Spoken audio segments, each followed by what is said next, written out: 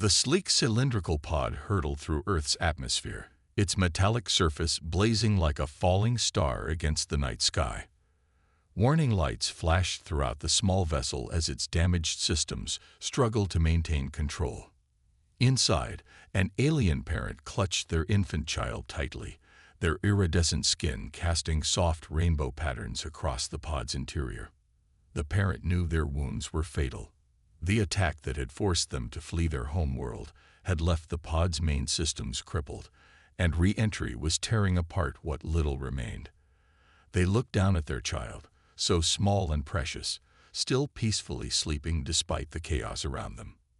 The parent's three-fingered hand gently stroked the infant's shimmering skin, memorizing every detail of their child's face. As they entered the lower atmosphere, the pod's AI warned of complete system failure. The parent activated the emergency protocols, redirecting all remaining power to the landing cushions and life support systems. They had to give their child a chance, even if they couldn't survive themselves. The forest outside Busan slept peacefully under a blanket of stars when the pod came screaming down from above. It carved through the canopy like an arrow, snapping thick tree trunks as if they were twigs. The impact sent birds fleeing into the night sky and shook the ground for miles around.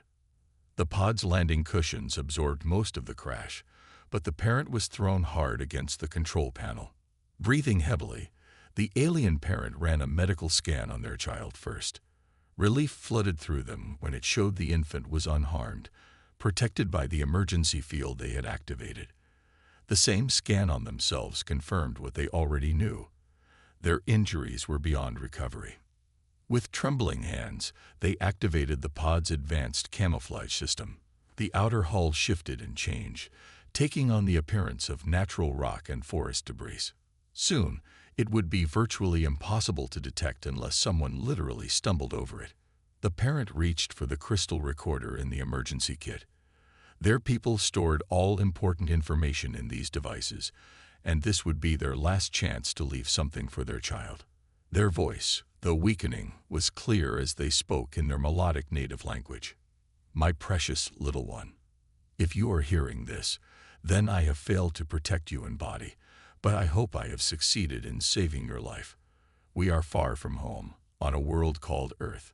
I chose this planet because its people, though different from us, have something special.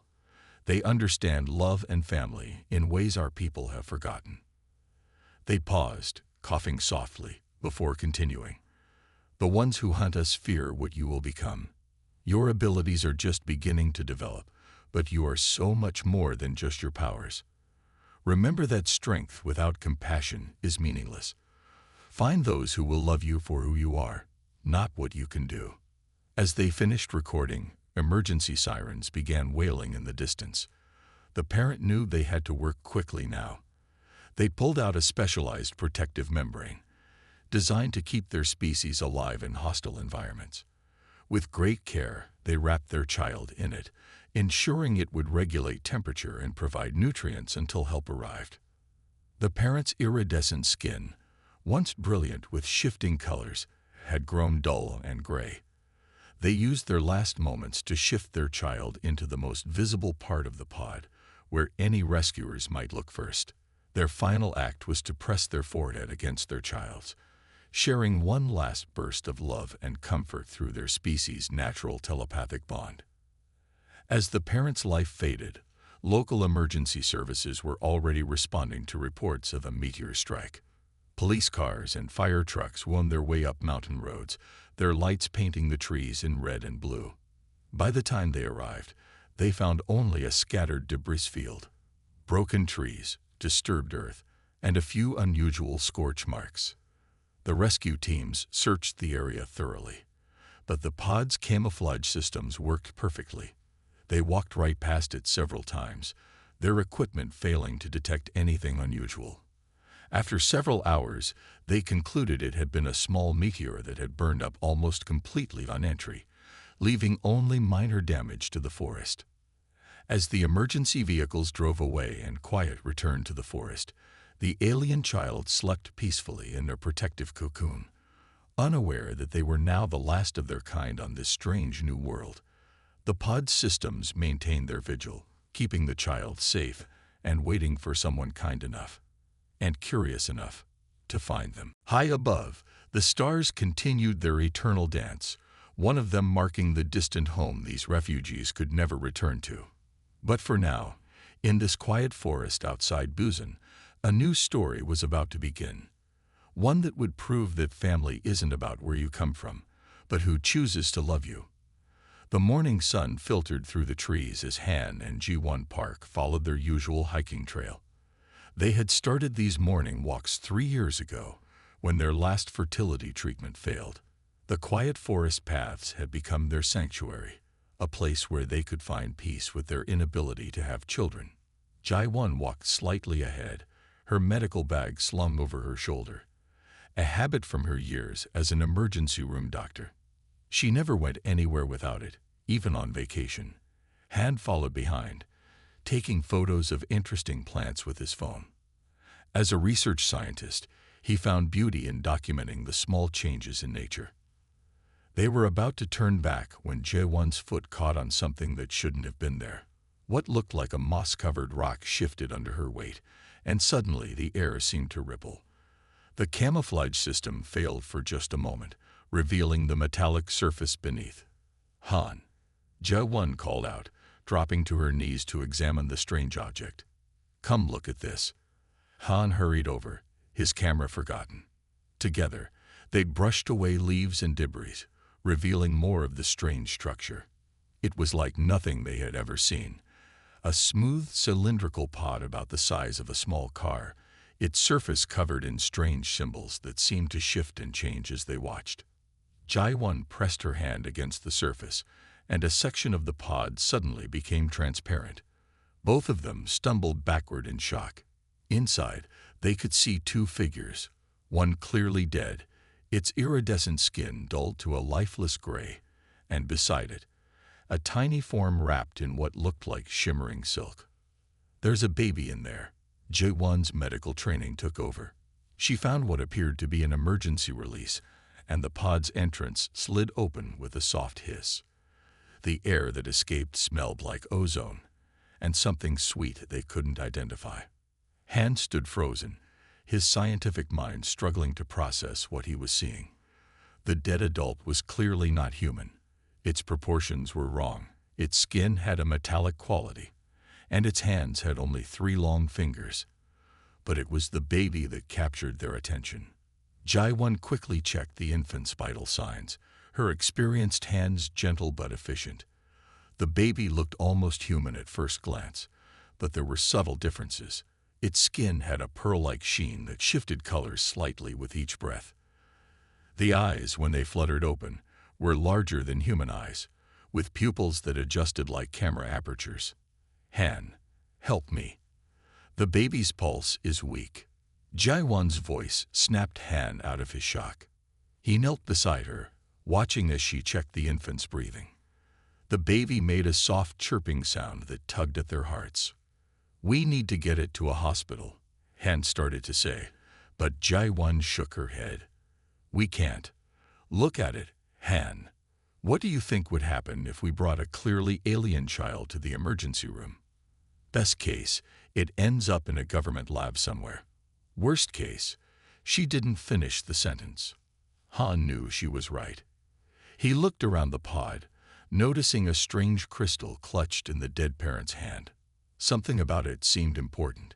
He carefully pried it from the stiff fingers, feeling a slight warmth emanating from it. We need to take anything that might help us understand what it needs, he said, gathering what looked like medical supplies and data storage devices. Ji-won had already wrapped the baby in her jacket, cradling it close to keep it warm. The infant opened its eyes again, looking directly at Ji-won. She felt a gentle touch in her mind, like a soft question. The baby was afraid, but there was also curiosity and a desperate need for comfort. Without thinking, she hugged it closer, humming a lullaby her mother used to sing to her. We can't leave it here, Han said softly, watching his wife with the child. It would die. Ji-won looked up at him, her eyes filled with determination. Then we won't leave it. We'll take it home. We'll figure this out. Han nodded, gathering the last of the important-looking items from the pod. As they prepared to leave, the pod's camouflage system reactivated, hiding it from view. The forest looked undisturbed, as if nothing extraordinary had happened there. As they walked back down the trail, Jai-One holding the baby and Han carrying their strange collection of alien technology, they both knew their lives had changed forever.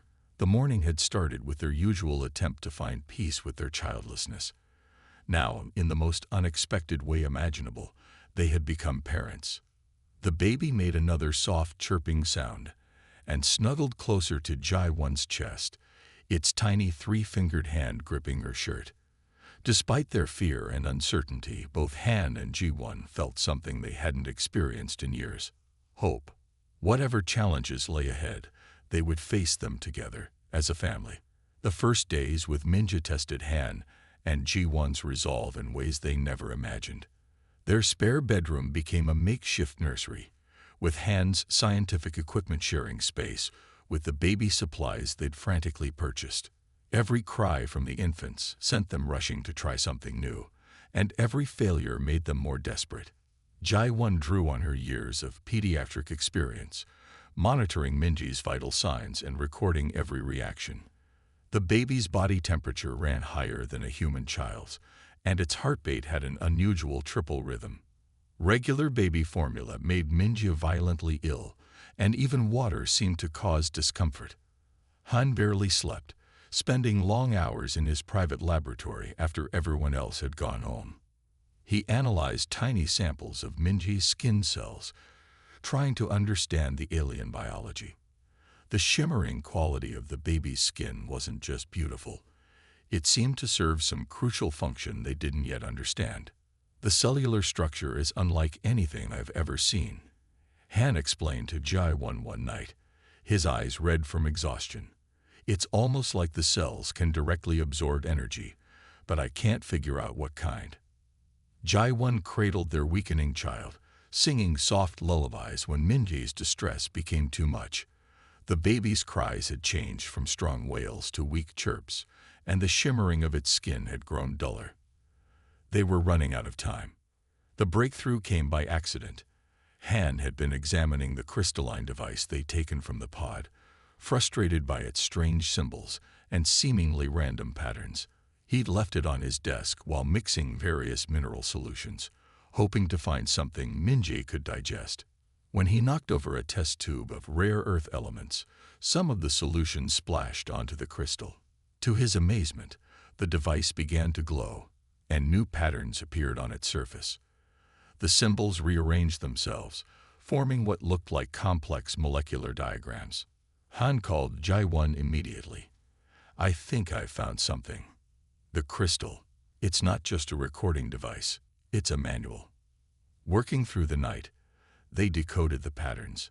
The crystal showed them exactly what Minji's species needed to survive: a precise mixture of mineral salts, rare earth elements, and trace metals that the baby's unique biology could process directly through its skin. Their first attempt at the formula made Minji perk up immediately. The baby's skin began to shimmer more brightly, and the weak chirps turned into happy trills. They discovered that Minji could absorb the nutrient solution either by drinking it or by being bathed in it, the shimmering skin acting like a sophisticated filter. "It makes sense," Han said, watching Minja splash happily in a bath of the carefully prepared solution. "The skin must act as both a protective layer and a feeding mechanism. That's why it shimmers. It's actually processing energy and nutrients directly from the environment." New challenges arose as Minji began to thrive. The baby's waste products were distinctly non-human, with an unusual phosphorescent quality that would raise immediate questions if discovered. They had to develop special disposal methods, with Han treating the waste with chemicals to make it appear normal before it entered the sewage system. They also discovered that Minji grew faster than human babies. Within days of starting the proper nutrition, the infant was already showing development equivalent to a 3-month-old human baby. Their alien child was alert, curious, and increasingly interactive. One evening, while Jaiwan was preparing another batch of nutrient solution, she felt a gentle touch in her mind, like the first time she'd held Minja, but stronger now. She turned to find the baby watching her with those remarkable eyes, making soft chirping sounds that somehow conveyed clear meaning. Minjae was happy, grateful, and most importantly, feeling loved. Han found her crying in the nursery later that night. "What's wrong?" he asked, worried something had happened. "Nothing's wrong." Jaiwan smiled through her tears. "I just realized, all those years of trying to have a baby, feeling like we'd never be parents. Maybe this was waiting for us all along. Maybe we were meant to find Ninja."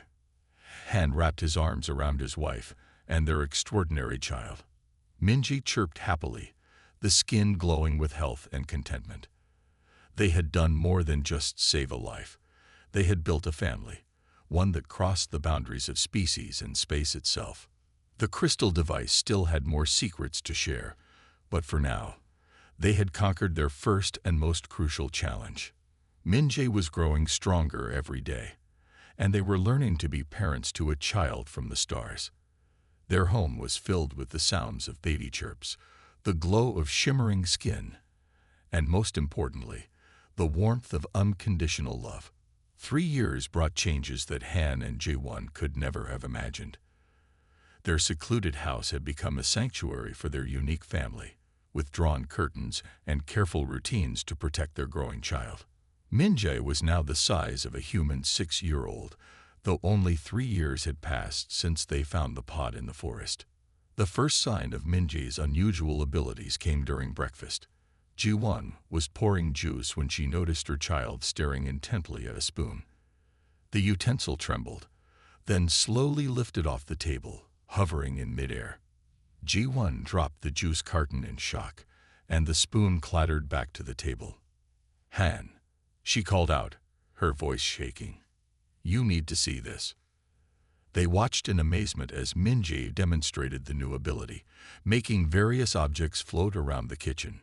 Their child's eyes glowed slightly during these displays, the pupils adjusting like camera lenses, focusing on each target.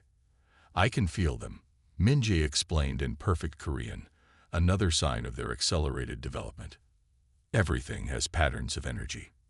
If I focus on the patterns, I can move them." That evening, Han finally managed to decode more of the crystal device's stored messages. The holographic image of Minjae's biological parent appeared, their iridescent skin shimmering as they spoke. The translation revealed both wonders and warnings. "Our people develop abilities as they grow," the message explained. "The power to move objects, to sense thoughts and feelings, to understand the energy patterns in all things. These gifts made us targets. There are those who would use our children as weapons, who would twist their abilities to cause harm. That is why we fled." Han and Ji-won sat in silence after the message ended, watching Minjae sleep peacefully in the next room. Their child's skin glowed softly in the darkness, shifting colors with each breath. "We need to help Minja learn control," Ji-won said finally. "Not just to hide these abilities, but to understand them, to use them wisely." They converted their basement into a practice space, clearing out old furniture and adding soft mats to the floor. Han installed special light-blocking curtains over the small windows, ensuring no unusual glows would be visible from outside. They created a safe place where Minja could explore these developing powers without fear of discovery. The learning process was filled with both wonder and mishaps. Minjae accidentally shattered windows when sneezing, requiring them to install special reinforced glass throughout the house. During emotional moments, objects would float randomly around their child's room. They learned to secure everything that could become airborne. More abilities emerged as time passed. Minji began picking up thoughts and feelings from people nearby, a development that led to some awkward moments at the local market. They had to teach their child how to block out other people's mental noise, how to respect privacy, how to keep their own thoughts contained. "It's like having a radio in my head," Minji explained one day, struggling to focus during a lesson. Everyone's broadcasting all the time, but most don't know they're doing it. It's loud. Jai-1 developed exercises to help Minji build mental walls, drawing on meditation techniques from her medical training. Han used his scientific background to help their child understand the physics of telekinesis, teaching control through understanding. Elias, for all his skills and knowledge, had always worked alone. He had never trusted anyone enough to partner up. But with Zyra, things were different. She wasn't just a teammate. She was something more. A friend, someone he could rely on, someone he could trust. But trust was a two-way street. Elias was starting to realize that Zyra's past wasn't something she talked about often. She didn't share much about where she came from, who had built her, or why she had ended up on Iktal. But he could tell that the scars on her body ran deeper than just the physical ones. She had been hurt. She had been abandoned. And yet, here she was, stronger than ever. One evening, as they sat in their workshop, Elias turned to Zyra. The dim light from their small fire flickered in his eyes, casting shadows on his face. "Zyra," he said softly, "I know you don't like talking about the past, but I think it's time you told me. You don't have to give me all the details, but I want to know who you really are. You're more than just the scrap they left behind, and I think you deserve to know that." Zyra stiffened. The question hit her like a punch to the gut. She had always kept her past buried deep inside her, locked away where no one could find it.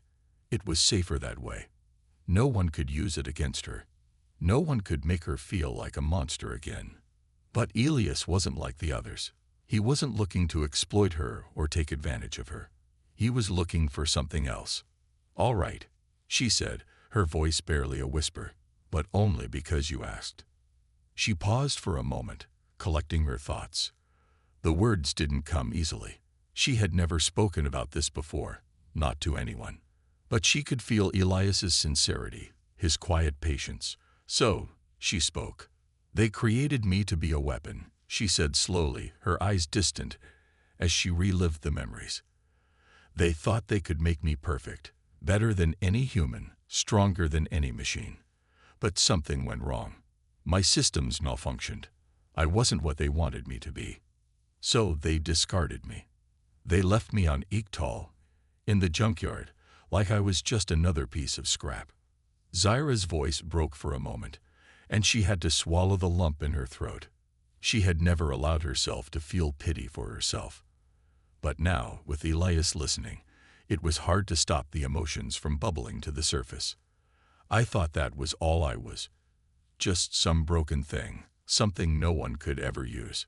But you," her voice trailed off, and she shook her head. "You've made me realize there's more to me. I don't have to be what they made me. I can be more than that." Elias didn't say anything at first. He just reached out and placed a hand on her shoulder, a simple gesture, but one that meant more to her than she could explain. "You are more than that, Zyra," he said firmly. "You're not just the tech inside you. You're not just what they tried to make you into. You're who you choose to be." Zyra looked up at him, her heart swelling with emotion. She didn't know how to explain it, but she felt something inside her shift. She wasn't just some scrap, some broken machine. She was something, someone, valuable. And in that moment, Zyra knew her journey wasn't just about upgrading her body or becoming a weapon. It was about finding her true self. She had the power to choose who she was, and she wasn't going to let anyone decide that for her. The days after Zyra's transformation were filled with hope and progress. She was faster, stronger, and more capable than ever before. Elias had been right. She wasn't just some broken piece of technology. She was becoming something more. But even as they worked tirelessly to improve her, the shadows of the galaxy loomed over them. It was late one evening when their peaceful existence was shattered. They were in their workshop, taking a break from their latest project. The flickering lights of their small fire danced around them as Elias and Zyra sat in silence, working through a schematic for a new upgrade. But something felt off. Elias looked up from his datapad, his eyes narrowing. He had been sensing something for the past hour, something he couldn't explain. It was like the air itself had changed, becoming heavier, more oppressive. "Zyra," Elias said quietly, his voice serious. "We're not alone." With a final push, John reached the door, swung it open, and stepped outside. The cool night air hit him like a wave, refreshing and sharp. For the first time since he'd arrived on this planet, he could finally breathe. But the fight wasn't over. He could hear the staff shouting behind him. They were getting closer. John needed to act fast. He looked around quickly, his eyes searching for a way to disappear. They were on the streets of a strange alien city, and while it was bustling with people, John knew that the staff wouldn't stop until they had the girl back. He glanced at the sky. High above, the stars shimmered brightly, like distant promises of freedom. This wasn't over. This was just the beginning. The cool night air hit John's face as he stepped out into the dark alley, but it wasn't enough to calm his racing heart. He could hear the shouts of the restaurant staff behind him, their voices growing louder with every passing second. He didn't look back. He didn't have time to. Every second that passed was a second closer to being caught, and he had no intention of letting that happen. Not when he had the girl. No, not just the girl, but a person in his arms. She was still silent, still trembling. Her body was light, but John could feel the weight of the situation pressing down on him. He had no plan, no idea where he was going, and the only thing he could think of was getting far away from the restaurant, from those people who had treated her like she was nothing more than an item on a menu. He had to keep moving. The alley was narrow, and the sounds of the city around them were muffled by the tall buildings that towered on either side. There were strange signs and glowing lights from shops and homes, but nothing felt familiar to John. This wasn't his world. These weren't his people. He was alone, and the girl in his arms, the one who had been forced into the life of a prisoner, was the only person he could rely on now. John's mind raced. He needed a plan. He couldn't keep running blindly forever. The restaurant staff had probably already sent out a search party. He couldn't outrun them on foot, not in a place like this, not when they had every advantage. He had to be smart. He had to hide. He had to disappear. But how? He glanced down at the girl again. Her wide eyes were staring ahead, as if she was afraid to look anywhere else. She wasn't crying, but her silent fear was louder than anything he could say. She had been through so much, and now he was asking her to trust him with her life. It wasn't fair, but John wasn't about to stop now. He had come this far. He couldn't let her down. The girl's eyes flicked up to him, and for a brief moment, she seemed to recognize that he was trying to make things right. But then she looked away, her gaze shifting toward the shadows ahead, as if she were looking for a way out. John's chest tightened. It was clear she had been through too much to trust easily. And why should she? He was still a stranger to her, someone who had come out of nowhere and was now trying to help her escape. John pushed forward, moving quickly down the alley, trying to find some place to hide. He couldn't stay out in the open, not with the search party surely already looking for them. He didn't know how the restaurant staff operated, but he knew they had resources, and he couldn't afford to underestimate them. He could hear their footsteps now, echoing in the distance. They were coming. His eyes darted to his left, and that's when he saw it. A narrow stairwell leading up to the roof of one of the buildings.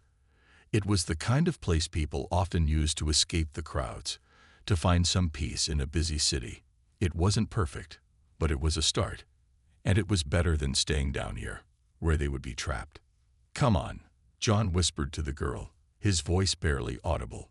She didn't respond, but he could feel her weight shift in his arms as if she understood.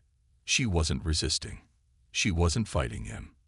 It was almost like she was too exhausted to fight anymore. John rushed toward the stairs, praying they wouldn't be spotted. His feet pounded the pavement as he ascended the narrow steps, his breath coming in quick bursts. The girl was still in his arms, and her grip on him had loosened slightly. She was still shaking, but now there was a look of something else in her eyes. Trust. It was small, but it was there. The top of the stairs opened into a small rooftop, with a view of the city that stretched on forever. The stars above were bright, and the lights of the city twinkled like 1,000 little fires in the night. It was beautiful, and for a moment, John almost forgot about the danger. It was a brief escape from the chaos, a small breath of peace. But that peace didn't last long. The sounds of footsteps grew louder. They were getting closer. John's pulse quickened as he scanned the rooftop, looking for anything that could help them. There was a small ledge around the edge of the roof, and a few crates stacked in the corner, but nothing that stood out as a hiding spot. John cursed under his breath. He needed to think faster. He turned to the girl in his arms. "We need to hide," he said, his voice urgent. She nodded slightly, but her eyes were wide, filled with fear. She wasn't used to being in this kind of situation. She wasn't used to running. John could see that in the way she held herself, like she was afraid that every step she took might be her last. There was no time to waste. The footsteps were almost on top of them. John darted toward the crates, pulling the girl with him. He ducked behind them, his heart racing. He could hear the voices now. The staff was close, too close. He couldn't see them yet, but he knew they were out there, searching the rooftops, hunting for them. John pressed himself against the crates, trying to steady his breathing. The girl was still silent, still trembling in his arms, but now her grip on him had tightened. She was scared. John could feel it in the way she was holding on to him, like she was afraid that if she let go, she'd be lost forever. A few moments passed in silence, but it felt like hours. The only sound was the pounding of John's own heart in his chest, the occasional rustle of the wind, and the soft, shallow breaths of the girl in his arms. He knew they couldn't stay here long. The search would be thorough. It would be only a matter of time before the staff found them. John needed to think, and he needed to think quickly. That's when he remembered the city below. The streets were busy, full of people who might be able to help. If he could just get to one of the nearby markets, he might be able to lose them in the crowd. But that meant getting down off the roof, which would be a challenge. But there was no other choice. He turned to the girl again. "We have to move. Stick close and don't make a sound." She looked at him with wide eyes, her lips pressed tightly together. She didn't respond, but the look in her eyes told him she understood. She was ready. She was trusting him. John gently stood up, still keeping an eye on the roof. The searchers were getting closer. He could hear them moving along the rooftop, talking to each other, but none of them had spotted them yet. It was only a matter of time. He scanned the area again, looking for an escape route. To his left, there was a fire escape that led down to the alley. It wasn't ideal, but it was their best shot. They had to make it down without being seen, then blend in with the crowd. John moved quickly, making his way toward the fire escape, his eyes constantly scanning the rooftop for any sign of movement. He could hear the voices of the searchers, but they were still too far away. They hadn't spotted him yet. He reached the fire escape and started down the rickety metal stairs, the girl still in his arms. The sound of his footsteps echoed in the alley below, but he didn't stop. He had to keep moving. Just as he reached the bottom of the stairs, a shout echoed from the rooftop. The staff had spotted them. They were coming. "Go," John shouted, pushing the girl forward. He didn't wait for her to react. He couldn't. They had no time left. He grabbed her hand and pulled her into the alley, running as fast as he could. Behind them, he could hear the sounds of pursuit, the searchers moving quickly down the stairs after them. John's breath came in ragged gasps as he pushed forward, weaving through the narrow alleyways, trying to lose them in the maze of the city. The hunt had begun. John's heart pounded in his chest as he sprinted through the maze of alleyways. The girl's hand was tightly gripped in his, and despite the fear in her eyes, she was following him, her feet pounding the pavement as fast as she could. The city was alive with noise, the distant hum of machinery, the chatter of people, and the steady beat of music that seemed to echo from every corner. But all of it was background noise to the sound of their own frantic footsteps and the shouts of the restaurant staff, getting closer with each passing second. John didn't look back. He couldn't afford to. He had to focus on the present, on the moment. The girl's safety was everything now.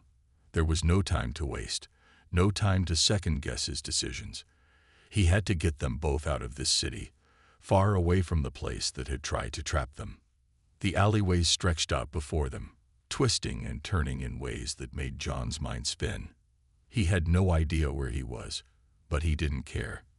As long as he was moving forward, as long as he was putting distance between them and the restaurant, it didn't matter. The girl beside him was struggling to keep up, her breaths coming in shallow gasps. She was light, but John could tell she was exhausted.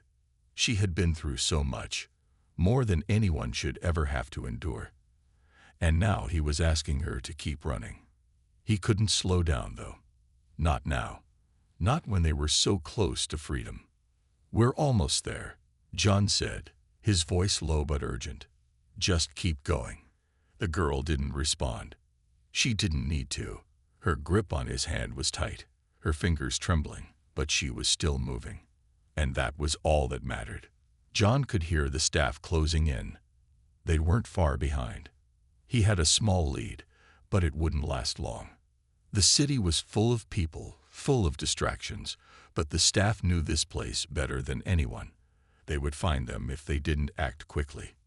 Up ahead, he saw a street that opened up into a larger area, with bright lights and people moving in all directions. A crowd. It was their best chance at losing the staff, at disappearing. John's eyes darted around, looking for a way in. There was a large crowd gathered around a series of market stalls, and beyond that, he could see a busy intersection where dozens of people were waiting for the light to change. "This is it," John said, more to himself than to the girl. "Stay close." They reached the edge of the crowd, and John pulled her in, trying to blend in with the sea of people. The market was bustling with activity.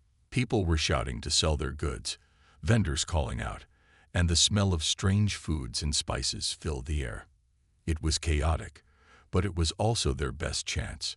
No one would be able to spot them in this mess. John took a deep breath, looking around for any sign of the restaurant staff. There were so many people here, so many places to hide, but the staff could still be lurking, looking for him. He needed to keep moving. The last thing he wanted was to get trapped in the crowd with nowhere to go. The girl was still holding his hand, and for the first time, John noticed that she wasn't trembling quite as much. She was scared, still, but there was a flicker of something else in her eyes now. Hope. Trust. She was beginning to believe in the possibility of escape, just as he was. They moved through the crowd, dodging people as they went. John kept his head down, trying not to draw attention to themselves. The market was a maze of stalls, each one more chaotic than the last. But with each step, John could feel the grip of fear loosen just a little bit more. They were getting farther away from the restaurant, farther from the danger. "Keep going," John urged as they weaved through a group of merchants selling strange fruits. The girl nodded slightly, her gaze darting around nervously. They were almost through when John spotted something that made his heart drop. A man in a dark suit standing near the far end of the market, scanning the crowd. His eyes were sharp, calculating, and when they met John's, there was no mistaking it. He was looking for them. The man's eyes widened just a fraction as he recognized John, and in that split second, John knew they'd been spotted. "Move," John hissed under his breath. He grabbed the girl's hand and pulled her toward a side alley that led off the market. The crowd had been a good cover, but it wasn't enough. The restaurant staff was too determined, and the man in the suit was now working his way through the market, calling for backup. John could hear his voice now, sharp and commanding, and he knew the chase was on. They couldn't afford to be caught. Not now. Not when they were so close. John didn't look back as he pulled the girl into the alley. It was narrow, a dead-end street that seemed to lead nowhere, but it was quieter here. There were fewer people, fewer places to hide, and it was their only option. The man in the suit was coming, his footsteps echoing in the alley. "Stay low," John whispered, crouching down beside a pile of old crates. He pulled the girl down with him, her body shaking with fear. She didn't fight him. She just followed, trusting him completely. For the first time since they'd run, John felt the weight of the situation press in on him. They were cornered. The alley was too small to escape through easily, and with the staff so close, there was nowhere to run. They waited in silence, crouched behind the crates, watching as the man in the suit passed by. John's heart was in his throat, and he couldn't help but hold his breath as the man's footsteps grew louder and then faded as he moved further down the alley.